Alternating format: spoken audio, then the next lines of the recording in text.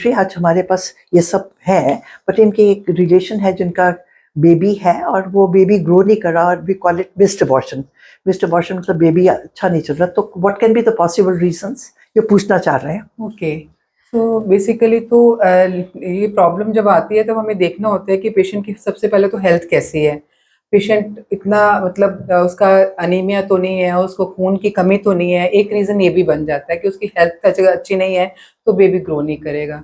दूसरा रीज़न होता है कि कोई इन्फेक्शंस ना हो गए हों, जिसमें से हम यूजुअली एक टेस्ट बोलते हैं टॉर्च, उसमें 4 तरह के इन्फेक्शंस हैं, वायरल और प्रोटोज़ोआ इन्फेक्शन हम देखते हैं, जिसमें हमने ये देखना होता है कोई इंजेक्शन अगर कोई इन्फेक्शन पॉजिटिव है तो हमें उसके अकॉर्डिंगली देखना होता है कि ये इसी रीज़न की वजह से हुआ है कि शायद इन्फेक्शन था, उसने बेबी को ग्रो नहीं करने दिया। तो फर्स्ट 3 मंथ्स में ये होता है, लेकिन यूजुअली अगले नेक्स्ट अगर 3 मंथ्स होते हैं या सेकंड ट्राइमेस्टर में है, तो उसमें यूजुअली आपकी न्यूट्रिशन बहुत मैटर करती है कि हम प्रेगनेंसी में कैसी डाइट ले रहे हैं। अगर अच्छी डाइट नहीं है तो बेबी अच्छा ग्रो नहीं करेगा, उसकी ग्रोथ में भी इफ़ेक्ट होता है और इसी तरह किसी टाइम भी बेबी अपना उसकी हार्ट बीट रुक जाती है या उसकी ग्रोथ रुक जाती है।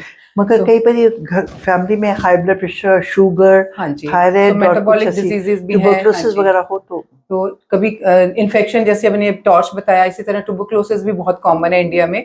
जैसे हम लोगों को किसी को नहीं पता, हो सकता है सबको हुआ हो, लेकिन कभी-कभी वो हमारा अपनी इम्यूनिटी की वजह से ठीक हो जाता है, बट बॉडी में रह जाता है कई बार वो मगर इन्फेक्शन। जैसे टिश्यू हम हाँ, निकलता है तो उसको हम जेनेटिक टेस्टिंग के लिए भी भेजते हैं।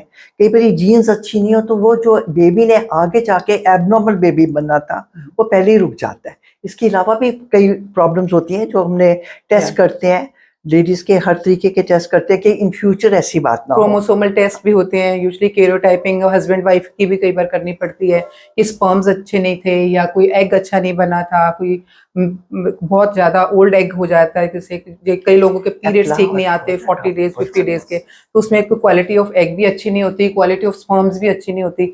तब फिर हमें नेक्स्ट बेबी के लिए सोचना पड़ता है कि हमने इसको पिक एंड चूज करना, जिसको हम यूजुअली स्पेशल एआरटी एक स्पेशल कंडीशन होती है जिसमें हम करते हैं कि आईवीएफ जिसको हम बोल देते हैं।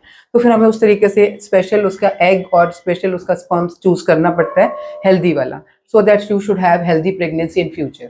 एक होता है एप्ला टेस्ट जो कि अंदर क्लॉटिंग हो जाती है, अगर वो हमको डिटेक्ट हो जाए तो ट्रीट हो जाता है। और कई बार अगली प्रेगनेंसी से पहले हम दूरबीन डाल के बच्चेदानी के अंदर भी देखते हैं कि उनका जो अंदर की तह है उसमें कोई बीमारी, कोई इन्फेक्शन, कोई ट्यूबरकुलोसिस वगैरह तो